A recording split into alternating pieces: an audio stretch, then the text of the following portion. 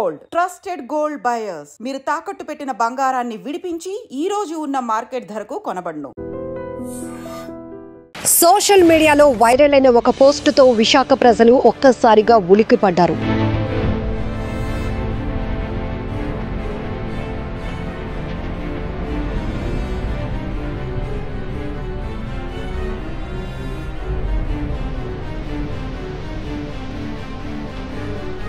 Social మీడియాలో viral అయిన ఒక పోస్టుతో విశాఖ ప్రజలు ఒక్కసారిగా ఉలిక్కిపడ్డారు. ఇంటెలిజెన్స్ విభాగంతో పాటు విశాఖ పోలీసులు కూడా దానిపైన సీరియస్ యాక్షన్ తీసుకున్నారు. ఇమీడియట్గా కసరత్తు ప్రారంభించారు. ఇంతకీ ఆ వైరల్ అయిన పోస్ట్ ఏంటి, విశాఖ ప్రజలను ఆందోళనకు గురి చేసిన ఆ పోస్ట్ ఏంటి అంటే, ఒక వ్యక్తి విశాఖలోని ప్రధానమైన కూడలలో అనుమానాస్పదంగా తిరుగుతున్నటువంటి పిక్చర్స్ కొన్ని సోషల్ మీడియా వేదికగా కొంతమంది వైరల్ చేశారు. అసలు ఈ వ్యక్తి ఎవరు, ఎందుకు ఇంత అనుమానాస్పదంగా తిరుగుతున్నారు, ఇప్పటికే ఆపరేషన్ సింధూర్ 2 కొనసాగింపులో భాగంగా జరుగుతున్న దాడి ప్రతిదాడుల నేపథ్యంలో పాక్ వికృతమైన దాడులు చేస్తోంది. భారత పౌరులను, భారత సైన్యాన్ని టార్గెట్ చేస్తున్నటువంటి దాడుల్లో ఏ క్షణంలోనైనా కొన్ని ముఖ్యమైన రాష్ట్రంలో, దేశంలో కొన్ని కీలకమైన ప్రాంతాల్లో దాడులు జరగటానికి అవకాశం ఉంది. ఆ స్థాయిలోనే కొన్ని కేటగిరీస్ వైజ్గా కూడా కొన్ని ప్రాంతాలను కేంద్ర ప్రభుత్వం అయితే డిక్లేర్ చేసింది. అందులో విశాఖపట్నం కేటగిరీ 2లో ఉంది. అయితే ఈరోజు ఉదయం ఒక వ్యక్తి చాలా హైట్ ఉన్నారు, గెడ్డాలు కూడా గట్టిగా అంటే పొడుగ్గా కనపడుతున్నాయి. మరొక వైపు ఆయన అనుమానాస్పదంగా చూస్తున్నటువంటి ఆయన బిహేవియర్ కానీ, చూపులు కానీ కొంత అనుమానం కలిగించే విధంగానే ఉంది. ఎక్కువగా మనకి సిరిపురం అలాగే జగదాంబ కూడలిలో పెట్రోల్ బంక్ దగ్గర ఎక్కువగా క్రౌడ్ ఉన్న ప్లేసెస్లో ఆయన అనుమానాస్పదంగా తిరుగుతూ అటు ఇటు ఏదో కొంత అనుమానం కలిగించే విధంగానే ఆయన బిహేవియర్ ఉండటంతో సోషల్ మీడియాలో కొంతమంది ఈ ఫొటోస్ని వైరల్ చేశారు. ఇమీడియట్గా పోలీస్ అధికారులు దీనిపై ఫోకస్ పెట్టాలి అని ట్యాగ్ చేసినటువంటి ఆ పోస్ట్ అయితే తీవ్రంగా సీరియస్గా తీసుకుంది విశాఖ పోలీస్ శాఖ. అయితే ఆ వ్యక్తి ఎక్కడెక్కడికి వెళ్ళారు, ఆయన కదలికల్ని కూడా ఫోకస్ చేసింది.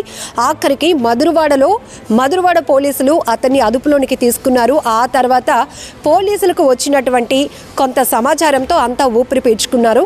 ఈ వ్యక్తి ఆర్మీలో పనిచేసి రిటైర్డ్ అయ్యారు. 2023లో ఆయన రిటైర్ అయినట్టు తెలుస్తోంది. ఈయన పేరు పెంకి ప్రవీణ్ కుమార్, పక్కి విలేజ్, విజయనగరం జిల్లాకు చెందినటువంటి వ్యక్తి. అయితే ఇతను రోడ్లపైన ఇలాంటి ఒక బ్లూ కలర్ యూనిఫామ్లో గడ్డాలు పెంచుకుంటూ ఎందుకు అనుమానాస్పదంగా తిరుగుతున్నారు, ప్రతి ఒక్కరిలో ఒక భయాందోళన, ఒక ప్యానిక్ అవ్వటానికి కారణమయ్యారు అనే విషయాలపైన కూడా మధురవాడ ఏసీపీ అప్పలరాజు గారు పూర్తి స్థాయిలో విచారణ కొనసాగిస్తున్నారు. ప్రస్తుతం మధురవాడ పోలీసుల అదుపులోనే ఈ వ్యక్తి ఉన్నారు. అయితే అతను మానసిక స్థితి అంతగా బాగోలేకపోవడం వల్లే పూర్తి సమాచారం ఇవ్వలేకపోతున్నారు అనే విషయం తెలుస్తోంది. దాంతో అతని నుంచి కొంత సమాచారం తీసుకొని ఆ వ్యక్తి ఎవరైతే పెంకి ప్రవీణ్ కుమార్ వాళ్ళ నాన్నగారితో ప్రస్తుతానికి మధురవాడ ఏసీపీ అప్పలరాజు గారు ఫోన్లో మాట్లాడి కొన్ని విషయాలు తెలుసుకుంటున్నారు. సో విశాఖకి పక్కన ఉన్నటువంటి జిల్లా విజయనగరం కాబట్టి ఆ పక్కి విలేజ్ నుంచి వాళ్ళ కుటుంబ సభ్యులు కూడా పోలీసులు అయితే పిలిపిస్తున్నారు. ఇక్కడ ఎందుకు ఇంత భయాందోళన నెలకొంది, ఎందుకు ప్రజలు ప్యానిక్ అయ్యారు అంటే, మనం చూస్తున్నాం ఎప్పటికప్పుడు ఇప్పుడు జరుగుతున్నటువంటి ఈ దాడులు కావచ్చు, ఆపరేషన్ సింధూర్లో మన సైన్యం జరుపుతున్న ప్రతి దాడులు కావచ్చు, పాక్ వికృతమైనటువంటి దాడులు, విచక్షణారహితంగా జరుపుతున్న దాడుల్లో ఇప్పటికే కొంతమంది ప్రాణాలు కోల్పోతున్నటువంటి పరిస్థితుల్లో ఒకవేళ ఆర్థికంగా చాలా బలమైనటువంటి నగరంగా చెప్పే విశాఖని టార్గెట్లో ఇది కూడా ఉంది. రెడ్ అలర్ట్ జోన్స్లో కేటగిరీ 2లో వైజాగ్ కూడా ఉంది. కాబట్టి ఒకవేళ ఈ వ్యక్తి ఎవరు, ఎందుకు ఈ పరిసరాలను అలాగే ముఖ్యమైన కోడలలో తిరుగుతున్నారు, ఎందుకు ప్రతి ఒక్కటి నిశితంగా పరిశీలిస్తున్నారు అనేటటువంటి అనేక రకాల కోణాల్లో అనుమానాలు వ్యక్తమైన దృష్ట్యా ఇక్కడ ఇంటెలిజెన్స్ డిపార్ట్మెంట్ కావచ్చు, విశాఖ పోలీస్ డిపార్ట్మెంట్ కూడా అలర్ట్ అయింది. ఇమీడియట్గా అతని కదలికలను సీసీటీవీలో వాచ్ చేసి అలాగే సోషల్ మీడియాలో కూడా కొన్ని పోస్టులు వచ్చాయి. ఆ పోస్టుల్లో ఆ లొకేషన్ ఎక్కడ అనేది ట్రేస్ చేసి ఆఖరికి ఆయన్ని కొన్ని గంటల వ్యవధిలోనే మధురవాడలో అయితే పోలీసులు అదుపులోనికి తీసుకోవడం జరిగింది. ఇతను కూడా రిటైర్డ్ ఆర్మీ అని తెలిసిన తర్వాత అంతా ఒక్కసారిగా ఊపిరి పీల్చుకున్నారు. అయితే ఇతను రోడ్లపైన ఇలా ఎందుకు విచ్చలవిడిగా కొంత అనుమానాస్పదంగా తిరిగారు అనే దానిపై ఆయన మెంటలీ హెల్త్ కండిషన్ బాలేదు అనేటటువంటి ప్రైమరీ ఇన్ఫర్మేషన్ అయితే తెలుస్తోంది. ఏదేమైనా కూడా పోలీసులు ప్రతి ఒక్కరూ మనల్ని అలర్ట్ చేస్తుంది ఒకటే, ఎవరైనా అపరిచిత వ్యక్తులు, మీరు ఎప్పుడు చూడలేని వ్యక్తులు, వాళ్ళ కదలికలో ఏవైనా మనకు అనుమానాలు కనిపిస్తాయి, అనుమానాస్పదంగా తిరిగినా, ఇలాంటి డౌట్స్ ఏవి మీకున్నా కూడా ఇమ్మీడియట్గా 100 నెంబర్కి కాల్ చేయండి. అలాగే మీరు కూడా అలర్ట్ అవ్వండి, అప్రమత్తంగా ఉండండి అనే సంకేతాలు ఇచ్చిన నేపథ్యంలోనే ఇది కూడా ఏమో అనే ఒక కోణంలో ఎవరో అటుగా వెళ్తున్నటువంటి రోడ్డుపై అతని కదలికలను చూసి కాస్త అనుమానం వచ్చిన వ్యక్తులు ఇది వైరల్ చేశారు. అయితే పోలీసులు కూడా దీనిపైన ఫైర్ అవుతున్నారు. సో ఇలా ఇమీడియట్గా సోషల్ మీడియాలో అప్లోడ్ చేసి అందరినీ ప్యానిక్ చేసే కంటే ముందే మాకు సమాచారం ఇచ్చుంటే కనుక దీనిపైన ఇమీడియట్గా మేము యాక్షన్ తీసుకొని ఉండేవాళ్ళము అనేటటువంటి అభిప్రాయాన్ని కూడా పోలీస్ శాఖ వ్యక్తం చేస్తోంది. ఏదేమైనప్పటికీ కూడా ఇక్కడ కొంత అలర్ట్గా ఉండటం అనేది చాలా ఇంపార్టెంట్. ఏ క్షణంలో ఏం జరుగుతుందో ఎవరు ఊహించలేనటువంటి పరిస్థితి. కానీ ప్రతి ఒక్కరిని సిద్ధం చేస్తోంది కేంద్ర ప్రభుత్వం. దానిలో భాగంగానే మనం సేఫ్టీ మాక్ డ్రిల్స్ చూసాం, బ్లాక్అవుట్ చూసాం. ఎందుకంటే ఎక్కడైతే ఉగ్రవాదులు అలాగనే పాకిస్తాన్ సైన్యం జరుపుతున్నటువంటి ఈ పాకిస్తాన్ ఆర్మీ చేస్తున్నటువంటి దాడుల్లో కావచ్చు, చాలామంది అమాయకుల్ని అలాగనే జనావాసాలు ఉన్నటువంటి ప్రాంతాల్ని టార్గెట్ చేస్తూ ఉంది. రాజస్థాన్పై కూడా వరుస దాడులు చేస్తుంది. ఇవన్నీ మనం చూస్తూ ఉన్నాం. కాబట్టి పంజాబ్లో కూడా ఇప్పటికే ప్రభుత్వం కీలకమైనటువంటి ఆదేశాలు ఇచ్చింది.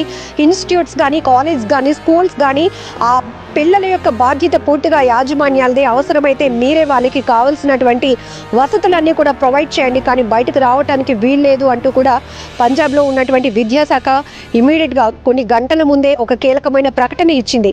సో ఈ నేపథ్యంలోనే కేంద్రం ఎప్పటికప్పుడు అలర్ట్లు ఇస్తోంది, డైరెక్షన్స్ ఇస్తోంది. దాంతోనే ఆయా రాష్ట్రాలు ఏవైతే ఇప్పుడు పాక్ టార్గెట్ చేస్తున్నటువంటి రాష్ట్రాల్లో దాడులు జరుగుతున్నాయో ఆ ప్రభుత్వాలు మాత్రం, ఆ రాష్ట్ర ప్రభుత్వాలు ఇమీడియట్గా అలర్ట్ అవుతూనే ప్రజల్ని అప్రమత్తం చేస్తున్నాయి. ఇందులో స్కూళ్లకు, కాలేజీలకు సంబంధించి కూడా ఒక ప్రకటన మనం చూసాం.